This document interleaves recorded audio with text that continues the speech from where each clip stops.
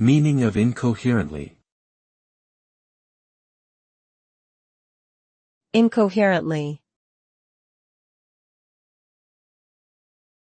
Incoherently. Incoherently. Incoherently. The word incoherently refers to something that is said or written in a manner that lacks clarity, logic, or understanding. It can refer to speech that is rambling or disjointed, making it difficult to comprehend or follow. In written form, it may indicate a lack of coherence or organization, with ideas that are jumbled or disconnected.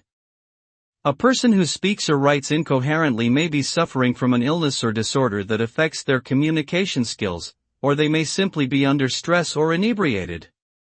Overall, incoherent speech or writing can lead to confusion and miscommunication.